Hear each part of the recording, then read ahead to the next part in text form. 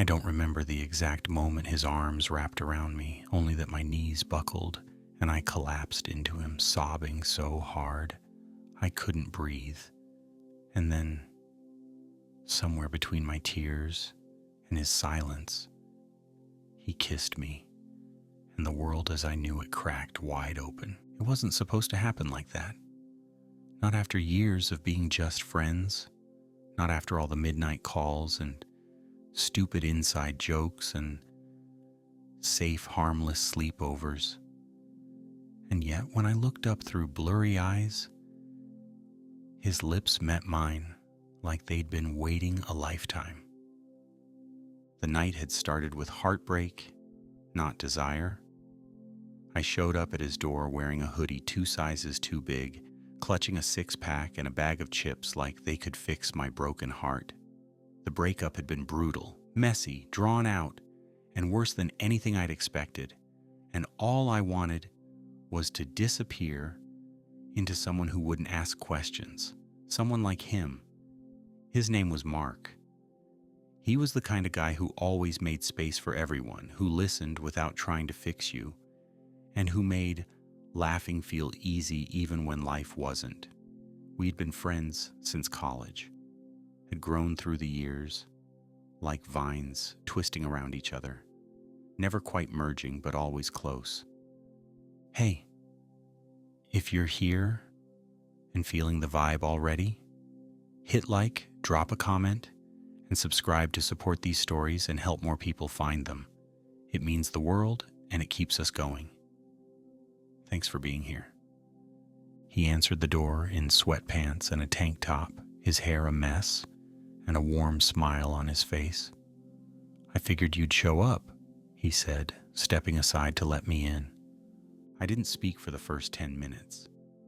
I just sank into the couch, cracked open a beer, and stared at nothing while some rerun played on the TV. He sat beside me, close enough for our knees to touch, but far enough that I could pretend nothing was changing. We'd always been affectionate. Long hugs, arms thrown over shoulders, casual touches that meant comfort, not craving. But tonight, everything felt like it had a pulse. Want to talk about it? He finally asked, his voice low, like he was afraid of breaking me further. I shook my head, biting my lip. Not really, I just needed you. That was all I had to say. He nodded like he understood, and maybe he did, because he slid closer without a word and pulled my head against his chest. The sound of his heartbeat was the first thing that calmed me in hours. My hand found his waist, his fingers brushed my shoulder, and for a while, we just sat there. Me shaking, him holding me like I was the most fragile thing in the world. Then I made the mistake of looking up. His eyes were soft, but there was something else there, something I had never dared to see before. His hand moved to my cheek, slow and unsure, like he was asking a question with his touch. I didn't stop him. I didn't even blink. And then he kissed me. It wasn't urgent or demanding. It was gentle, tender, and devastatingly slow. My chest tightened as his lips lingered on mine, asking for nothing and giving everything. I didn't kiss back at first, not because I didn't want to, but because I couldn't believe it was happening. This was Mark, my best friend, my rock. But when he started to pull away, something inside me shattered. I pulled him back. The kiss deepened, became real, and for the first time in weeks, I felt like I was breathing again. The moment ended only when we heard a car door slam outside, breaking the silence like a gunshot. We pulled apart, breathless, stunned, our foreheads still pressed together. I whispered, "What the hell just happened?" And he said, "I think something we've both been pretending wasn't real, just became impossible to ignore." Even after the kiss, neither of us moved right away. We sat there, hearts pounding and foreheads pressed together, breathing each other in like oxygen. The room felt too quiet, too intimate, like it had shrunk down to just the two of us in this moment we weren't supposed to be in. Mark pulled back first, only enough to see my face, like he was looking for panic or regret or anything that might undo what just happened. "I shouldn't have done that," he whispered, eyes flicking down to my lips again. But the thing was, I didn't feel confused. I didn't feel scared.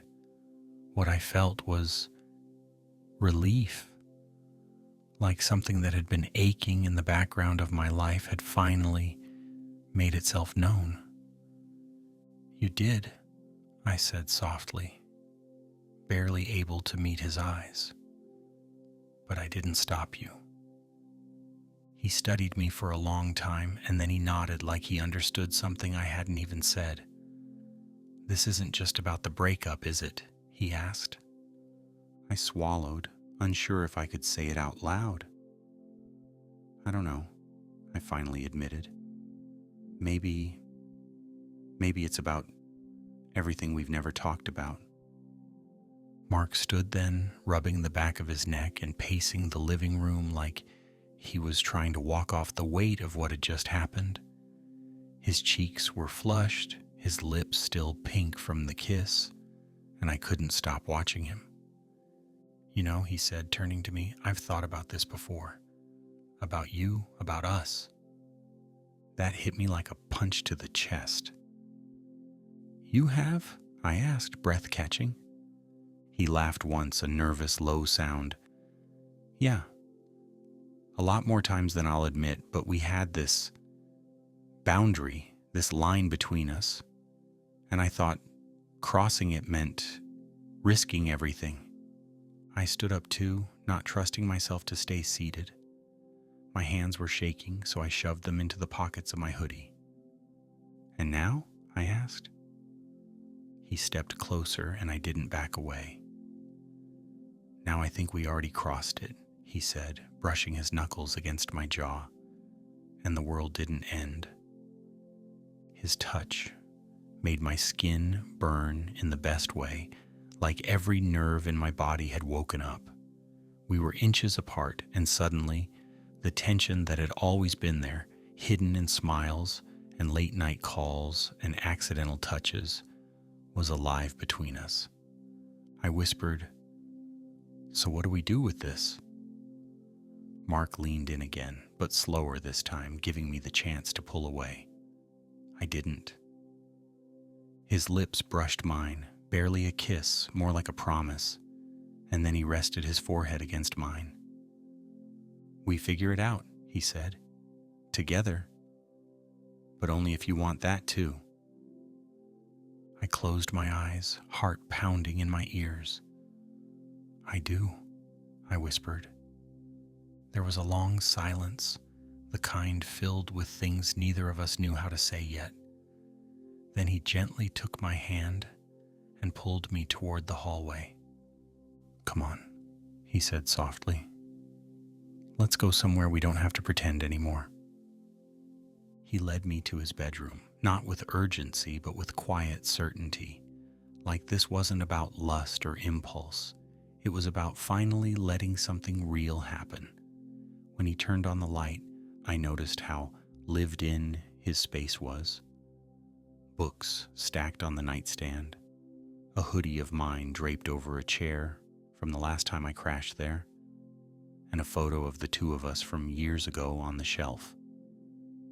He sat on the edge of the bed, then looked up at me with that same open honesty I'd always trusted. "I'm not expecting anything," he said. "You've been through hell. We can just sleep or talk, or I can hold you. Whatever you need." And God, I didn't even know what I needed, but I knew what I wanted. I stepped closer, pulling my hoodie off and tossing it onto the floor. "I want you to hold me," I said, "but I also don't want to keep pretending I don't want more." Mark stood and wrapped his arms around me again, And this time the embrace felt different, like something sacred, like a beginning. His hands slid slowly up my back, fingers curling around the base of my neck as his lips found mine again. This kiss was deeper, full of years of longing we'd both buried too deep. We didn't rush. Every touch felt like discovery, his fingers tracing the curve of my spine, my hands tangling in his hair, our bodies pressing together in ways that weren't just physical but full of meaning. We didn't sleep together that night. Not really.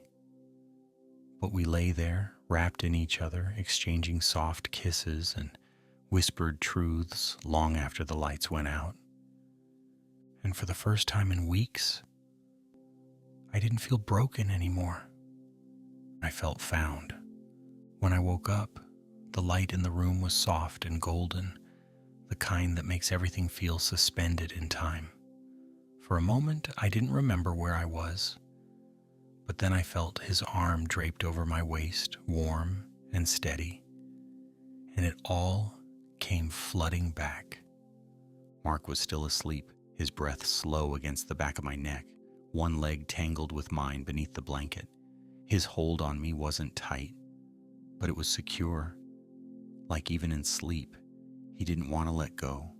I closed my eyes again and let myself feel it, his body against mine, the way his thumb moved slightly across my stomach, like he was tracing thoughts even while dreaming. The room smelled faintly of his cologne and the laundry detergent he always used. Clean, warm, familiar. It should have been confusing, but it wasn't. When he stirred a few minutes later, I felt his lips brush lightly against the nape of my neck, and I smiled before I could stop myself. "Morning," he murmured, his voice rough with sleep. "Morning," I whispered back, not daring to move in case the spell broke. He exhaled slowly, then shifted so he could look at me. His hair was a mess, his eyes puffy, and still, he looked so good it hurt. "I didn't dream that, did I?" he asked. "No," I said, my fingers finding his. "You kissed me twice." A small smile played on his lips. "Good. I was worried I'd crossed a line." I sat up slightly, turning to face him. "Maybe we both did," I said, "but I'm not sure it's a line I want to go back behind." His smile faded just a little, replaced by something more serious. "Are you sure? I don't want this to be something you regret, or something that only happened because you're hurting." It would have been easy to say yes. Easy to blame the kiss on the breakup, the comfort, the confusion. But that wasn't the truth. "I'm not sure about anything," I said honestly, "except that being with you last night made me feel safe and seen and maybe even wanted." Mark reached out and brushed my hair away from my face, then let his hand rest against my cheek. "You've always been wanted," he said quietly. Maybe we were just both too scared to say it. We stayed like that for a while, close, quiet, not needing to define it yet. There was no plan, no promise, but there was something new in the space between us, something more than friendship, more than comfort, something we couldn't undo now, even if we tried. By noon, everything felt complicated. Mark and I moved around his kitchen like we were just two friends sharing a slow Sunday morning, except we weren't just friends anymore. I watched the way his shoulder blades flexed under his shirt as he poured coffee, how his lips curled when he handed me a mug and didn't let go right away. "Thanks," I said, fingers brushing his. "Electricity?" He nodded, but I could feel the shift between us, like we were both waiting for the other to define what last night really meant. Were we starting something? Or were we two people who'd made a beautiful mistake? We sat down across from each other at the kitchen table, the hum of the fridge filling the silence. He was quiet in a way I wasn't used to. Not distant, but careful. Like he was afraid to ask the question we were both thinking. So I asked it first.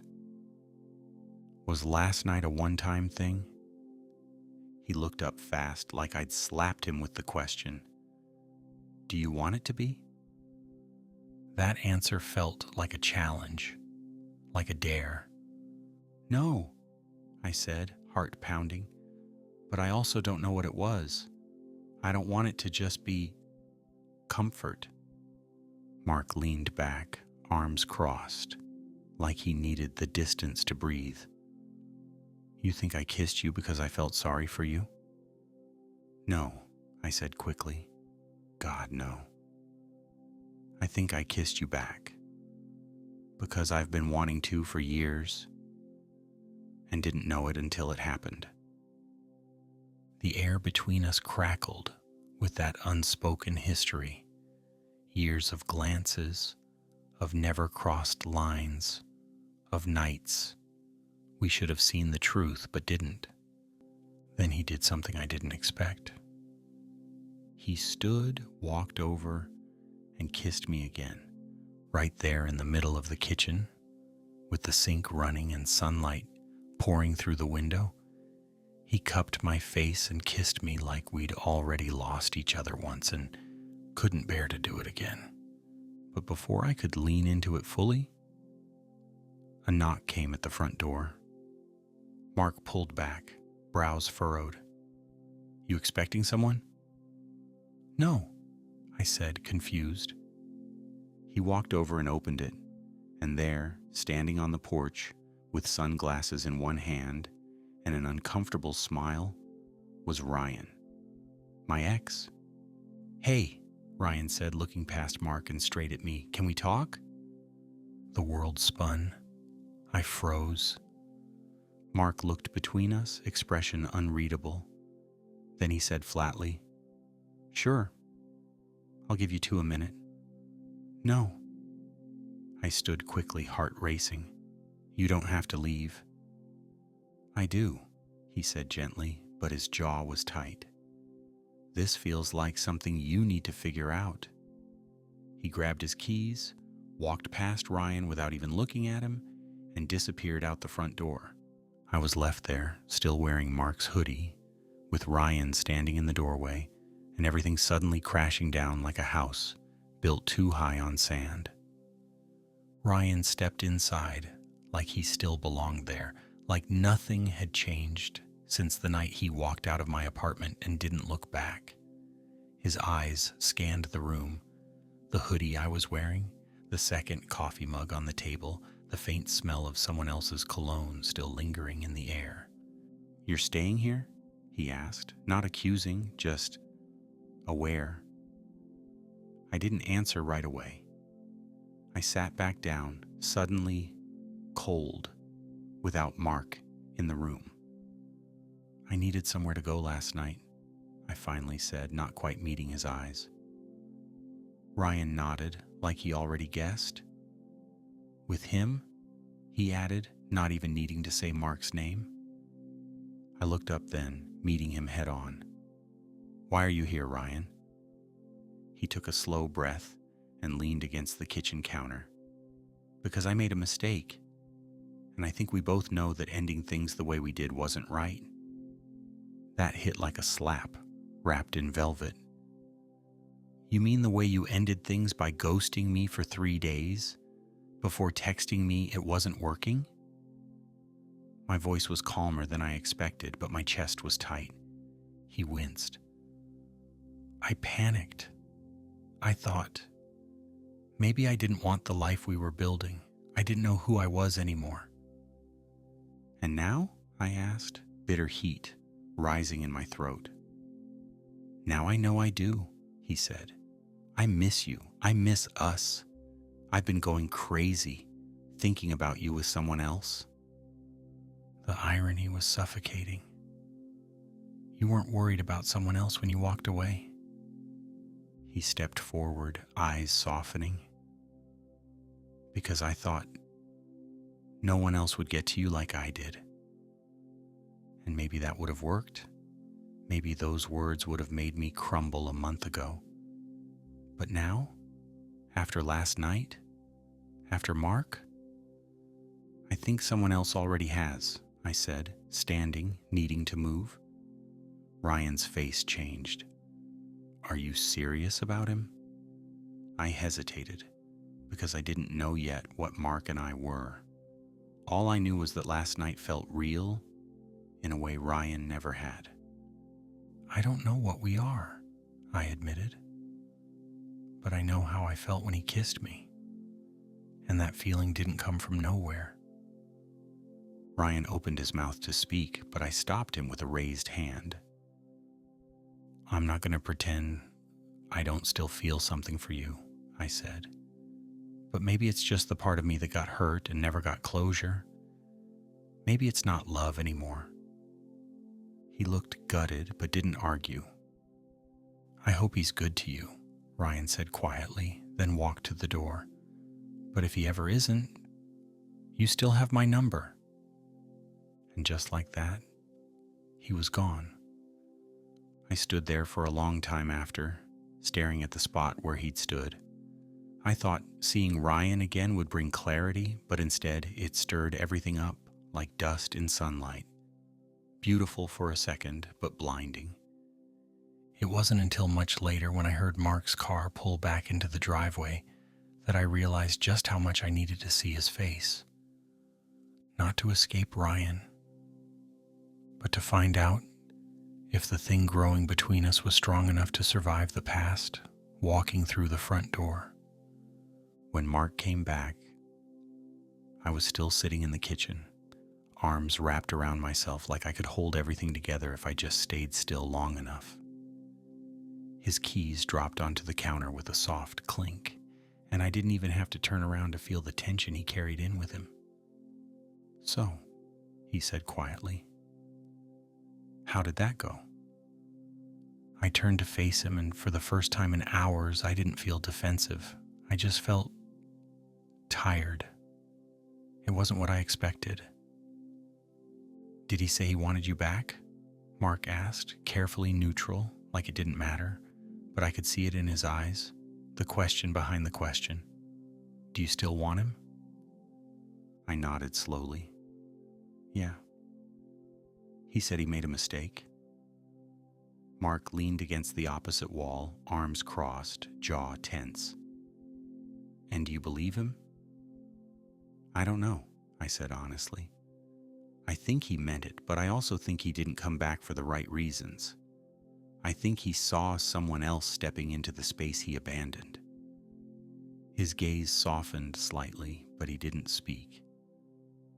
I didn't tell him about us, I added after a beat, unsure why I felt the need to say it. Not because I'm ashamed, I didn't know what to call this yet. Mark looked down, running a hand through his hair. You don't owe me a label, he said. I'm not asking for promises. I just don't want to be the rebound guy. I walked toward him slowly, my bare feet quiet on the hardwood. You're not. What happened between us last night didn't come from heartbreak. It came from something real. I know that now. He let out a breath, finally looking up at me. Then tell me what you want because I need to hear it. I paused, heart racing. Because this was the moment that mattered. I want you, I said. Not just for comfort, not just for now. I want to see where this goes, even if it's messy, even if it's hard. He stepped forward then, his hands finding my waist, his voice low but steady. That's all I needed to hear. And then his lips were on mine again, this time firmer, more certain. There was no hesitation now, only heat and relief and something dangerously close to hope. He pressed me gently against the wall, our bodies flush, hands sliding beneath my shirt with quiet reverence. Every touch was slow, intentional, like he was memorizing me inch by inch. He kissed down the side of my neck, and I tilted my head to give him space, my fingers gripping his shoulders, like I was afraid he might disappear again. We made our way to the bedroom without speaking, our eyes doing all the talking. There was nothing rushed about it, just an unspoken understanding that we were allowed to feel this, to want this, and that we didn't need to explain it to anyone else. We undressed each other slowly, deliberately, pausing between each layer to kiss, to touch, to take it all in. His body was warm, solid, familiar, in a new way. When we lay down skin against skin, I felt safe in a way that didn't feel like running anymore. We didn't have sex, not that night, but we held each other, kissed for hours, explored each other like we had all the time in the world. When we finally fell asleep, his arm was wrapped tightly around me again.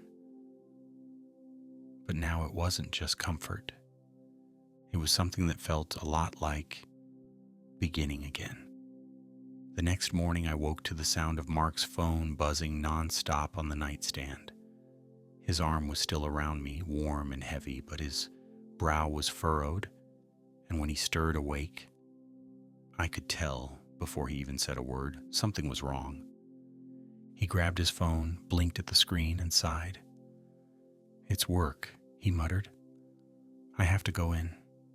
Emergency meeting."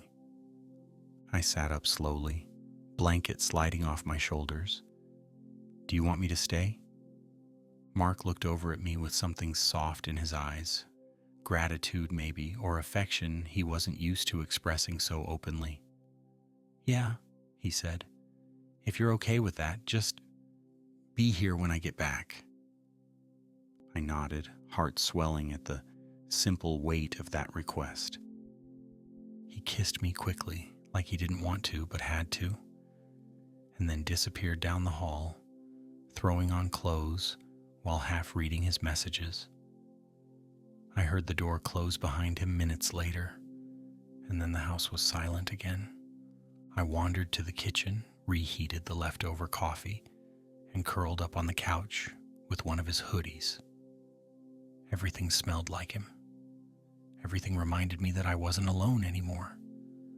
And for the first time in a long time, the future didn't scare me. It just felt wide open. But the universe has a cruel sense of timing. Around noon, my phone lit up with a text from Ryan. "Can we talk one more time? Just 5 minutes. No drama. Please." I stared at the message for a long time. I should have ignored it. I should have blocked the number like I told myself I would. But something in me still needed that final thread to be tied off, fully and finally. So I texted back. "Okay, 5 minutes. Coffee shop on 3rd. When I walked into the cafe, Ryan was already there, 2 drinks on the table. He looked tired, like someone who hadn't been sleeping, and for a flicker of a second, I almost felt sorry for him. "I don't want to fight," he said as soon as I sat down. "I just want to be honest. For once." I waited. I wasn't scared of us. I was scared of who I was becoming with you. I felt like I was always one step behind your needs, like I was trying to love you in the right way, but kept getting it wrong. I blinked, surprised by the honesty. "You never said that before." "Because I didn't know how," he said, voice cracking. "But I see it now. I see how you look at him. Mark, I've never seen you look at me that way. Not even in the beginning." I didn't know what to say to that. He leaned forward. "I'm not asking you to come back. I'm just asking you to forgive me, and maybe to stop punishing yourself for the way it ended." That landed harder than anything else he said. I nodded slowly. "I forgive you," I said, "but I'm not punishing myself anymore. I'm just finally choosing what makes me feel whole." Ryan smiled, tired and bittersweet.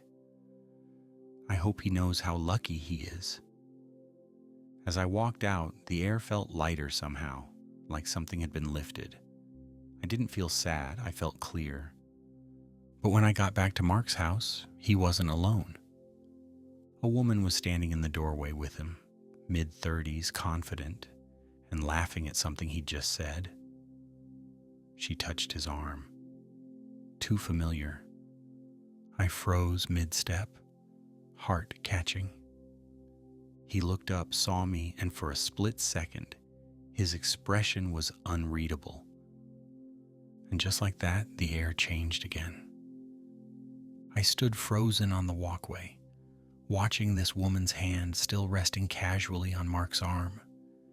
She was beautiful in that effortless, polished way. Someone from his world, maybe someone he used to know, maybe someone I never wanted to know. Mark saw the look on my face before I could say a word. His smile faded. The woman turned around, glanced between us, and slowly pulled her hand away, like she already sensed something unspoken. "This is Claire," Mark said quickly, taking a step toward me. "She's my boss. She gave me a ride back because my car's battery died." Claire offered a small smile, friendly and professional. "I've heard a lot about you," she said. My heart was still pounding in my chest, but now from embarrassment instead of panic. "Sorry," I mumbled, feeling suddenly stupid. Mark shook his head and walked the rest of the way to me. "Number, don't apologize. I should have texted." Claire gave him a nod, understanding in her eyes. "I'll let you two talk," she said, heading toward her car. "Nice to finally meet you." Once she drove off, Mark turned to me fully and reached for my hand. I didn't pull away. "You thought she was someone else," he said gently. I nodded. "Yeah." "I don't blame you," he added. "After everything. But if I'm with someone, I'm with them. I don't split my heart." I let out a shaky laugh. "You're really good at this whole serious talk thing."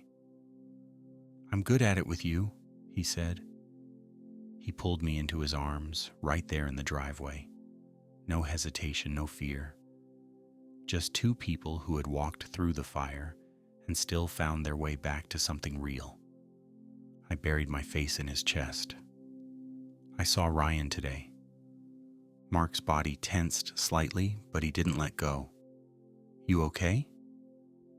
"Yeah," I said. "I think I finally understand why it didn't work. And why this does." He pulled back just enough to look at me. "This?" "This," I confirmed. "You, me, us." He kissed me then, slow, soft, but full of certainty. A kiss that said, "I'm here, and I'm not going anywhere." That night we lay in bed again. But this time it wasn't about recovery or caution. It was about leaning in. His hands explored me with care and curiosity, not claiming me, but discovering me. Every touch was a conversation, every kiss a quiet reassurance. We undressed each other slowly, taking time to appreciate what we'd both almost missed. We didn't rush into anything. We didn't have to. We had time. We had each other. When I fell asleep, my head on his chest and his fingers tracing lazy patterns on my shoulder, I didn't feel broken or lost. I felt home. And that's when I realized the truth. He didn't just hold me while I cried. He showed me what it felt like to be loved. And then he kissed me like he meant it.